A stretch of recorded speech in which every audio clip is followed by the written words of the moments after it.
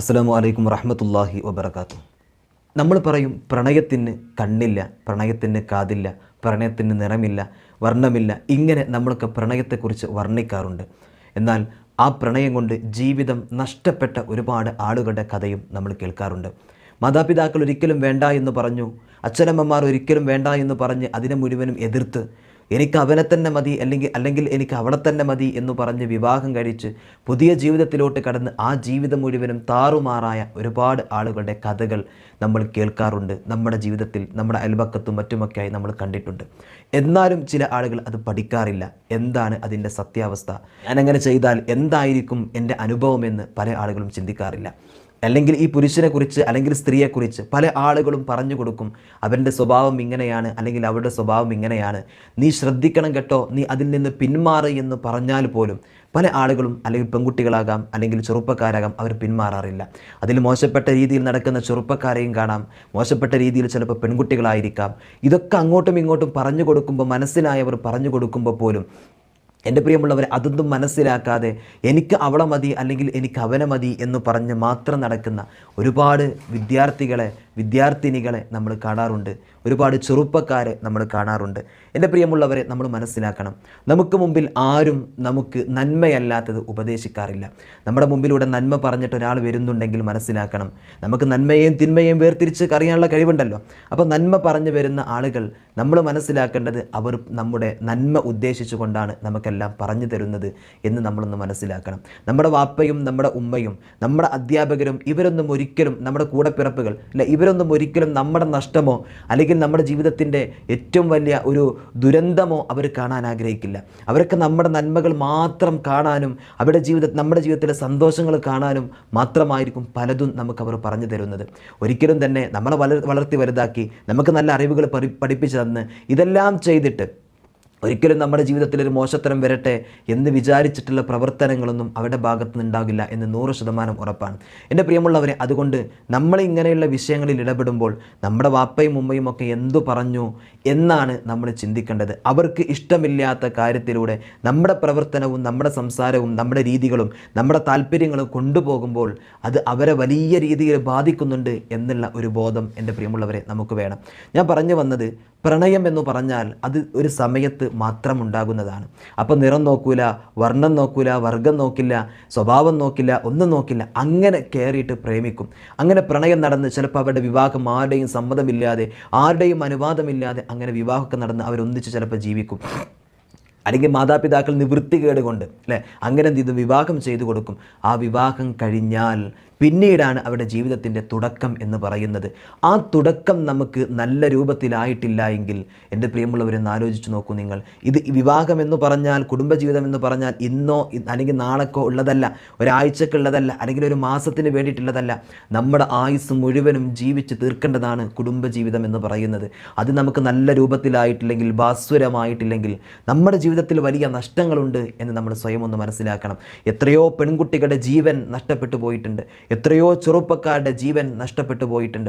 വാപ്പയും ഉമ്മയും പറഞ്ഞിട്ടുണ്ട് അവന് ലഹരി അടിമയാണ്, നീ ഒരിക്കലും അത് ചെയ്യരുതെന്ന് പറഞ്ഞ് അവസാനം വാപ്പയും ഉമ്മയും പറയുന്നത് ധിക്കരിച്ചിട്ട് അവരെ വെല്ലുവിളിച്ചിട്ട് എനിക്ക് അവനെ മതി എന്ന് കോടതി വളപ്പിൽ പോലും പറഞ്ഞ് അല്ലേ, എത്രയോ ഉമ്മമാർ കോടതി വളപ്പിൽ കിടന്നിട്ട് പൊട്ടിക്കരഞ്ഞിട്ടുണ്ട്. പൊന്നുമോളെ നീ പോകരുത്, കോടതിയിൽ നിന്ന് ചോദിക്കുകയാണ് നിനക്ക് എങ്ങോട്ടാണ് പോകേണ്ടത്, എങ്ങോട്ടാണ് പോകണമെന്ന് ചോദിക്കുമ്പോൾ പറയുന്നത് എന്താ, എനിക്ക് അവൻ്റെ കൂടെ പോയാൽ മതി. ഇന്നലെ ഒരു ഫേസ്ബുക്കിലോ വാട്സപ്പിലോ ഇൻസ്റ്റഗ്രാമിലോ കണ്ട ബന്ധം മാത്രമേ ഉള്ളൂ. പക്ഷേ നമ്മളെ ഇത്രത്തോളം വളർത്തി വലുതാക്കി വെച്ച നമ്മുടെ വാപ്പയും ഉമ്മയും പുറത്ത്. ഇതാണ് ഇന്ന് പല പെൺകുട്ടികളുടെ അവസ്ഥ, പല ചെറുപ്പക്കാരുടെ അവസ്ഥ. എൻ്റെ അടുത്ത് പറയാണ്, ഒരു ദിവസം ഒരു ഉമ്മ കരഞ്ഞുകൊണ്ട് പറയാണ്, ഒരു ഉമ്മ പൊട്ടിക്കരഞ്ഞിട്ട് പറയാണ്, പോലീസ് സ്റ്റേഷനിലേക്ക് സ്വന്തം മകളെ കൊണ്ടുപോവുകയാണ്. എന്തേ കാരണം, ഒരുത്തനുമായിട്ട് പ്രണയത്തിലാണ്. അവസാനം അവർ പോലീസ് സ്റ്റേഷനിൽ പോയിട്ട് പറയാണ്, ഇങ്ങനെ ഞങ്ങൾ പ്രണയത്തിലാണ്, അതുകൊണ്ട് ഞങ്ങളുടെ വിവാഹം കഴിപ്പിച്ച് തരണമെന്ന് പറഞ്ഞു. ഈ ഉമ്മ, എൻ്റെ പ്രിയമുള്ളവർ, അന്ന് പോലീസുകാരെന്ത് ചെയ്യാണ്, ഇവരൊരു ദിവസം അവർ സ്റ്റേഷനിൽ വെച്ചിട്ടുണ്ട് തരേ. അങ്ങനെ വെച്ച സമയത്ത് ഈ ഉമ്മ ആ പെണ്ണിന് വേണ്ടിയിട്ട് കൂട്ടിരിക്കാൻ വേണ്ടിയിട്ട് എന്തായിട്ടുണ്ട്, പെണ്ണിൻ്റെ ഉമ്മ പോയിട്ടുണ്ട്. ആ ഉമ്മ ഒരുപാട് കരഞ്ഞു പറഞ്ഞിട്ടുണ്ട്, നീ ഒരിക്കലും എന്ത് ചെയ്യേണ്ട, അതിലേക്ക് പോകണ്ട. ആ ഉമ്മ കരഞ്ഞുകൊണ്ട് പറയാണ്. അവിടുന്ന് പോലീസുകാർ വരെ പറഞ്ഞിട്ടുണ്ട്, മോളെ നീ ഇവൻ്റെ കൂടെ ഇറങ്ങണ്ട, ഇവൻ്റെ പേരിൽ ഈ സ്റ്റേഷനിൽ തന്നെ ഒരുപാട് കേസുകളുണ്ട് എന്ന് പറഞ്ഞിട്ട് പോലീസുകാർ വരെ ഈ പൊന്നുമോളോട് പറഞ്ഞിട്ടുണ്ട്. പക്ഷേ ആ പൊന്നുമോൾ അത് കേട്ടില്ല, എനിക്കോ അവനെ തന്നെ മതി എന്നാണ് പറഞ്ഞത്. എനിക്ക് അവനെ തന്നെ മതി എന്ന് പറഞ്ഞ് ആ വിവാഹം എന്ത് ചെയ്തു, നടത്തേണ്ടി വന്നു. എൻ്റെ പ്രിയമുള്ളവരെ, അങ്ങനെ പൊട്ടിക്കരഞ്ഞുകൊണ്ട് ഒരു ഉമ്മ കണ്ണീരോട് കൂടി പറഞ്ഞ സംഭവങ്ങൾ വരെയുണ്ട്. അവർ പൊന്നിച്ച് ജീവിക്കാൻ അള്ളാഹു താല അവർക്കൊക്കെ നല്ല ബോധം അള്ളാഹു താല കൊടുക്കട്ടെ. മാതാപിതാക്കൾക്ക് അള്ളാഹു താല ക്ഷമ കൊടുത്ത് അനുഗ്രഹിക്കട്ടെ. എൻ്റെ പ്രിയമുള്ളവരെ, കോടതിയിലേക്ക് എത്തിയാൽ കോടതി ചോദിക്കുകയാണ്, ഇന്ന് നിനക്ക് ആരുടെ കൂടെ പോകണം? ഈ മക്കൾ എന്താ പറയുന്നത്? എനിക്ക് അവൻ്റെ കൂടെ പോയാൽ മതി.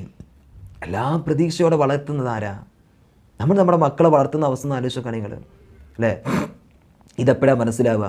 ഈ ഒരു വിഷമവും ഈ വേദനകളൊക്കെ എപ്പോഴാണ് മനസ്സിലാവുക? എൻ്റെ പ്രിയമുള്ളവരെ, നമുക്കിത് തിരിയുന്നത്, നമുക്ക് ഒരു കുടുംബജീവിതം വരണം. ഭാര്യയും മക്കളും ഭർത്താവും ഒക്കെ ആയി ജീവിക്കുമ്പോൾ ആ മക്കൾ നമ്മെ തള്ളി പറയുമ്പോൾ എത്ര നമ്മൾ മോശത്തരം കാണിക്കുന്നവരാണെങ്കിലും ഒരു കുഞ്ഞിൻ്റെ കാര്യത്തിൽ, നമ്മുടെ മക്കളുടെ കാര്യത്തിൽ നമുക്ക് മക്കൾ ജനിച്ചാൽ ഒരു ബേജാറ് വരും, ഒരു പേടി വരും.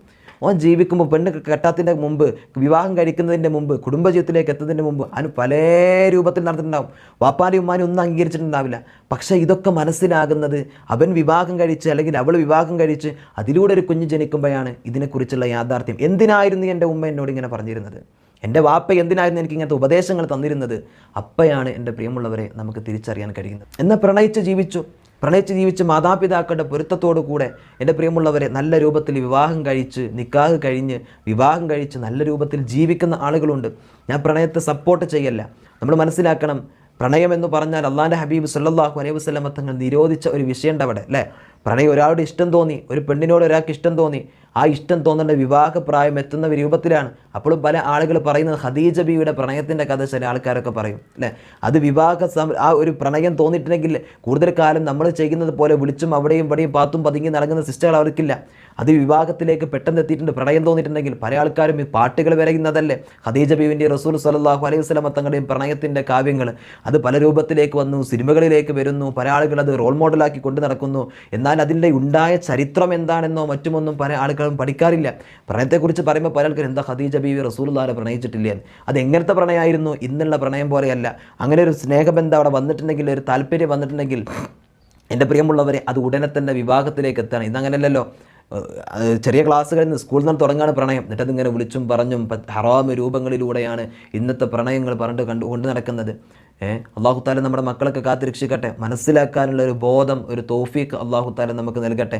എൻ്റെ പ്രിയമുള്ളവരെ, അതുകൊണ്ട് നമ്മുടെ ജീവിതത്തിൻ്റെ വിജയമാണ് നമുക്ക് വേണ്ടത്. അത് ഇവിടെ മാത്രം പോരാ, ദുനിയാവിൽ മാത്രം പോരാ, അത് പടച്ച റബ്ബിൻ്റെ ആഖിറത്തിലും നമുക്കത് ഉണ്ടാക്കാൻ നമ്മളെ കൊണ്ട് കഴിയണം. നമ്മൾ ഏത് സമയത്താണ് മരണപ്പെടുക എന്ന് പറയാൻ നമ്മളെ കൊണ്ട് ഒരാളെ കൊണ്ടും കഴിയില്ല.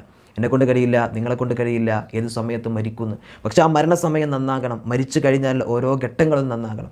അവിടെയാണ് നമ്മുടെ വിജയം എന്ന് പറയുന്നത്. അള്ളാഹു തആല മനസ്സിലാക്കാൻ നമുക്ക് ബോധം നൽകട്ടെ. ആമീൻ. കഴിഞ്ഞ ആഴ്ച ഒരു വാർത്ത കാണാനിടയായി.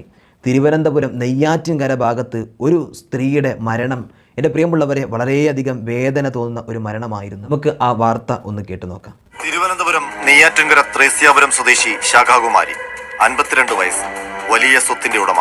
വൈവാഹിക ജീവിതം വേണ്ടെന്നായിരുന്നു ശാഖാകുമാരിയുടെ തീരുമാനം. ജീവിതത്തിന്റെ സായാഹ്നത്തിലേക്ക് കടക്കുന്നതിന് തൊട്ടു മുൻപാണ് അരുൺ എന്ന 28 വയസ്സുകാരനെ ശാഖാകുമാരി പരിചയപ്പെടുന്നത്. അടുത്ത സൗഹൃദമായി, കൂട്ടുകാർ, കമിതാക്കളായി. വൈവാഹിക ജീവിതം വേണ്ടെന്ന കഠിന തീരുമാനത്തിലായിരുന്ന ശാഖാകുമാരിയുടെ ഹൃദയം അരുണിനു മുന്നിൽ അലിഞ്ഞു. അരുണിനെ ജീവിത പങ്കാളിയാക്കാൻ അവർ തീരുമാനിച്ചു. വിവാഹത്തെക്കുറിച്ച് ആഗ്രഹം പ്രകടിപ്പിച്ചപ്പോൾ തന്നെ അരുണിന് ചില നിബന്ധനകളുണ്ടായിരുന്നു. വിവാഹം രഹസ്യമായിരിക്കണം. വിവാഹ ചടങ്ങുകളുടെ ദൃശ്യങ്ങളും ചിത്രങ്ങളും ഒന്നും പുറത്തു വരാൻ പാടില്ല. ഇതായിരുന്നു അരുണിന്റെ ആവശ്യം. അരുണിനെ ഹൃദയത്തോളം പ്രണയിച്ച ശാഖാകുമാരി ആ നിബന്ധനകളെല്ലാം സമ്മതിച്ചു. 50 ലക്ഷം രൂപയും 100 പവൻ സ്വർണവും വരന് ശാഖാകുമാരി വിവാഹ സമ്മാനമായി നൽകി. 2020 ഒക്ടോബർ 29-നായിരുന്നു വിവാഹം. ക്രിസ്ത്യൻ മതാചാരപ്രകാരമായിരുന്നു ചടങ്ങുകൾ. അരുൺ മുന്നോട്ട് വെച്ച നിബന്ധന ലംഘിക്കപ്പെട്ടു. ശാഖാകുമാരിയുടെ ബന്ധുക്കളിൽ ഒരാൾ വിവാഹ ചിത്രം സമൂഹ മാധ്യമത്തിൽ പോസ്റ്റ് ചെയ്തു. അനിഷ്ടമുണ്ടായെങ്കിലും ശാഖാകുമാരിയുടെ മോഹിപ്പിക്കുന്ന സ്വത്ത് സമ്പാദ്യം അരുണിനെ തൽക്കാലം അടക്കി നിർത്തി. ശാഖാകുമാരിയുടെ വീട്ടിൽ തന്നെയായിരുന്നു അരുണിന്റെ താമസം. ഭാര്യയുടെ അളവറ്റ സ്വത്തിൽ കണ്ണു മഞ്ഞളിച്ചു പോയ അരുൺ ധൂർത്തനായി മാറി. വില കൂടിയ കാറുകളും ബൈക്കും വാങ്ങി. ആഡംബര ജീവിതത്തിൽ ഇലക്ട്രീഷ്യൻ കൂടിയായ യുവാവ് മതിമറന്നു. തന്റെ അളവറ്റ സ്വത്തിന് ഒരു അവകാശി വേണം. അരുണുമായുള്ള വൈവാഹിക ജീവിതത്തിൽ ഒരു കുഞ്ഞു വേണം. അതുമാത്രമായിരുന്നു ശാഖാകുമാരിയുടെ ഏക ആഗ്രഹം. എന്നാൽ അരുണിന്റെ മനസ്സിൽ മറ്റൊരു കുടില ചിന്തയുടെ വിത്താണ് മുളച്ചു പൊങ്ങിയത്. ഏതു വിധേനയും ശാഖാകുമാരിയെ ഒഴിവാക്കുക, അളവറ്റ സ്വത്ത് സ്വന്തമാക്കുക. സ്വാഭാവിക മരണം ശാഖാകുമാരിക്ക് സംഭവിച്ചാൽ അത് യാഥാർത്ഥ്യമാകുമെന്ന് അയാൾ കണക്കുകൂട്ടി. ആസൂത്രണങ്ങൾ ആരംഭിച്ചു. ഇലക്ട്രീഷ്യനായ പ്രതിക്ക് തോന്നിയ ബുദ്ധി വൈദ്യുതാഘാതം ഏൽപ്പിച്ച് ശാഖാകുമാരിയെ കൊലപ്പെടുത്തുക എന്നതായിരുന്നു. ആദ്യ ശ്രമം വിഫലമായി. വീട്ടിലെ ഓവൻ റിപ്പയർ ചെയ്യുന്നതായി ഭാവിച്ച് ശാഖാകുമാരിയുടെ കയ്യിൽ ഷോക്ക് ഏൽപ്പിക്കാൻ ശ്രമിച്ചു. പക്ഷേ നടന്നില്ല. ആ കുടിലബുദ്ധി ഉണർന്നു തന്നെയിരുന്നു. അവസരത്തിനായി തക്കം പാത്തു.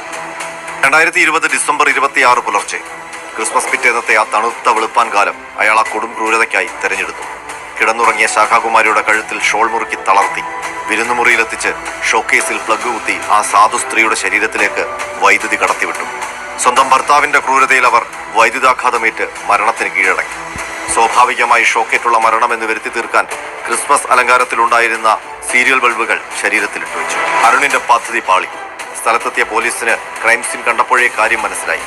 ചോദ്യം ചെയ്യലിൽ പിടിച്ചു നിൽക്കാനാകാതെ അരുൺ കുറ്റം സമ്മതിച്ചു. വെള്ളറട പോലീസ് അയാളെ നിയമ നടപടിക്ക് വിധേയനാക്കി. ഒടുവിൽ കോടതി കുറ്റവാളിയെന്ന് കണ്ടെത്തി. ഇനി അരുണിന് കാരാഗ്രഹമാണ്. ഒന്ന് ആലോചിച്ച് നോക്കൂ എൻ്റെ പ്രിയമുള്ളവരെ. ശാഖാകുമാരി എന്ന് പറയുന്ന ആ ഒരു സ്ത്രീ, അരുൺ എന്ന് പറയുന്ന ചെറുപ്പക്കാരൻ, അവനുമായിട്ട് പ്രണയത്തിലായി. ഒരിക്കലും ഒരു വിവാഹ ജീവിതം വേണ്ട എന്ന് കരുതിയിരുന്ന ആ സ്ത്രീ പിന്നീട് വിവാഹ ജീവിതം അരുണിലേക്ക്, അവരെ പ്രണയത്തിലേക്ക് എത്തുകയാണ്. അവസാന വിവാഹം നടക്കുമ്പോൾ പറയാണ് എൻ്റെ ഫോട്ടോ പുറത്ത് വരരുത്, എൻ്റെ ഈ കാര്യങ്ങളൊന്നും അറിയരുത് എന്ന് അവരുടെ നിബന്ധന. പക്ഷേ അവരുടെ കുടുംബത്തിൽപ്പെട്ട ആരോ ഇത് പുറത്തു വിട്ടു. പ്രശ്നമായില്ല. പക്ഷേ ചെറിയൊരു ദേഷ്യമുണ്ടെങ്കിലും പക്ഷേ ഒരു സ്വത്ത് എന്ന് പറയുന്ന ഒരു അമൂല്യമായ ഒരു നിധി അവൻ അത് കണ്ടു. അതായിരുന്നു അവൻ്റെ മനസ്സിനകത്തുണ്ടായിരുന്നത്. ഈ പെണ്ണിനെ, ഈ സ്ത്രീയെ വിവാഹം കഴിക്കുമ്പോഴും എല്ലാം അവൻ്റെ മനസ്സിനകത്ത് അത് മാത്രമായി. വിവാഹം കഴിഞ്ഞ് ദിവസങ്ങൾ കഴിഞ്ഞപ്പോൾ, മാസങ്ങൾ കഴിഞ്ഞപ്പോൾ ഈ പെണ്ണിന്, ഈ സഹോദരിക്ക് ഉള്ള ചിന്ത എന്താണ്? എനിക്കൊരു തലമുറ വേണം, എൻ്റെ സമ്പത്തിനൊരു ആൾ വേണം, അല്ലേ? ആ ഒരു ചിന്തയിലേക്ക് വന്നപ്പോൾ എങ്ങനെയെങ്കിലും പെട്ടെന്ന് ഇവളെ ഒഴിവാക്കണം, എന്നിട്ട് ഈ സ്വത്തുമായിട്ട് എനിക്ക് കടന്നു കളയണം. ഒന്നാലോചിച്ച് നോക്കുള്ളൂ. വിവാഹ സമ്മാനമായിട്ട് സ്ത്രീ അങ്ങോട്ട് കൊടുത്തത് 50 ലക്ഷം രൂപയും 100 പവൻ സ്വർണം കൊടുത്തിട്ടുണ്ട്. അങ്ങോട്ട് കൊടുത്തിക്കാണ്. ഒന്നാലോചിച്ച് നോക്കുകയാണ് നിങ്ങൾ അതിൻ്റെ അവസ്ഥ. അത്രത്തോളം സമ്പന്നയായ ഒരു സ്ത്രീ, ഈ സ്ത്രീയുടെ കൂടെ ജീവിതം തുടങ്ങി അവസാനം ആ സ്ത്രീയെ അവിടുന്ന് കൊന്നു കളയുന്നു എന്നാണ് എൻ്റെ പ്രിയമുള്ളവരെ പുറത്തു വന്നത്. ഒന്നാലോചിച്ച് നോക്കൂ നിങ്ങൾ. അപ്പോൾ പ്രണയിക്കുന്നത് പല ആളുകളും ഒരു കുടുംബജീവിതത്തിന് സ്നേഹത്തൊന്നും മാത്രമായിരിക്കില്ല. ചിലപ്പോൾ നമ്മുടെ ശരീരം കണ്ടായിരിക്കാം, ചിലപ്പോൾ നമ്മുടെ സമ്പത്ത് കണ്ടായിരിക്കാം. അല്ലാതെ പല ആളുകളും ഒരു നേരത്തെ സുഖത്തിന് വേണ്ടി എന്നിട്ട് പല ഭാഗത്ത് ഉപേക്ഷിച്ചിട്ട് പോകുന്ന എത്ര ആളുകളുണ്ട് ഇതുപോലെ. ഒന്നാലോചിച്ച് നോക്കും. ജീവൻ വരെ കളഞ്ഞു പോയി എന്നാണ്. പ്രണയിച്ച് വിവാഹം കഴിച്ച് അവസാനം വല്ല ലോഡ്ജുകളിലേക്കും മറ്റുമൊക്കെ കൊണ്ടുപോയിട്ട് സ്വർണവുമായിട്ട് മുങ്ങിക്കളയുന്ന ആളുകൾ, അല്ലെങ്കിൽ മറ്റുള്ളവർക്ക് വിറ്റ് കളയുന്ന ആളുകൾ. ഇങ്ങനെയൊക്കെ എൻ്റെ പ്രിയമുള്ളവരെ എത്ര ആളുകളുണ്ട്. അല്ലാഹു തആല നമുക്കൊക്കെ മനസ്സിലാക്കാൻ തൗഫീക്ക് നൽകട്ടെ. എൻ്റെ പ്രിയമുള്ളവരെ, അതുകൊണ്ട് ചിന്തിക്കണം. നമുക്ക് നമ്മുടെ വാപ്പയും ഉമ്മയും ഒക്കെ നമുക്ക് തരുന്ന ബന്ധങ്ങളുണ്ട്. അവരന്വേഷിച്ച് കണ്ടെത്തി നല്ല രൂപത്തിലായി തരുന്ന നമുക്കുള്ള ബന്ധങ്ങളുണ്ട്. അതാണ് നമുക്ക് വേണ്ടത്. ആ ഒരു ബോധവും ആ ഒരു ഓർമ്മയും നമുക്കുണ്ടാകട്ടെ. അത് അന്വേഷണത്തിലൂടെ അവൻ്റെയും അല്ലെങ്കിൽ അവളുടെയും ഒക്കെ പോരായ്മകളുണ്ടെങ്കിൽ അത് വേണ്ട എന്ന് വെച്ച് നല്ല രൂപത്തിലുള്ള ഒരു കുടുംബജീവിതത്തിന് കഴിയുന്ന രീതിയിലുള്ള ഭാര്യയെ, ഭർത്താവിനെ തിരഞ്ഞെടുത്തിട്ടുള്ള ഒരു ജീവിതമാണെങ്കിൽ നമുക്ക് എവിടുന്നാണ് ജീവിതം പരാജയപ്പെടുന്നത്? നമ്മൾ ശ്രദ്ധിക്കാത്തത് കൊണ്ടാണ് പല ആളുകളുടെയും പല ജീവിതങ്ങളും ഇന്ന് ഇതുപോലെയായി മാറുന്നത്. പാപ്പാന് പറയുന്ന കേൾക്കൂല, ഉമ്മ പറയുന്ന കേൾക്കൂല, ആങ്ങളമാർ പറയുന്ന കേൾക്കൂല, പെങ്ങന്മാർ പറയുന്ന കേൾക്കൂല, അല്ലെങ്കിൽ ഏറ്റവും അടുത്ത ബന്ധപ്പെട്ടവർ, കുടുംബക്കാർ ഇവരൊന്നും പറയുന്ന കേൾക്കൂല. ആ രൂപത്തിൽ നടക്കുമ്പോഴാണ് ഇതുപോലുള്ള പ്രശ്നങ്ങളൊക്കെ ഉണ്ടാകുന്നത്. അള്ളാഹു മനസ്സിലാക്കാൻ തൗഫീക്ക് നൽകട്ടെ. പിന്നെ മനസ്സിലാക്കണം, വാപ്പാനെയും ഉമ്മാനെയും കണ്ണീരിലാഴ്ത്തിയിട്ട് നമുക്ക് എത്ര വലിയ സുഖങ്ങളുടെ മുകളിലൂടെ നമ്മൾ കടന്നാലും അത് നമുക്കാണ് ലഭിക്കില്ല. ആ സുഖമെന്ന് പറഞ്ഞിട്ട് നമ്മൾ അതിലേക്ക് അങ്ങോട്ട് എത്തപ്പെട്ടാലും നിന്നെ പൊന്നുപോലെ നോക്കും, ചക്കരയായിട്ട് നോക്കും, അങ്ങനെയൊക്കെ കൊണ്ട് നടന്നാലും അതൊക്കെ ഒരു സമയം വരെ ഉണ്ടാവുള്ളൂ. അതൊക്കെ തകർന്നു പോകും. കാരണം വാപ്പയുടെയും ഉമ്മയുടെയും കണ്ണീർ അവിടെ ഉണ്ട് എന്ന് നമ്മൾ മറക്കാൻ പാടില്ല. അള്ളാഹു നമുക്ക് ബോധം നൽകട്ടെ. അസ്സലാമു അലൈക്കും വറഹ്മത്തുള്ളാഹി വബറകാതുഹു.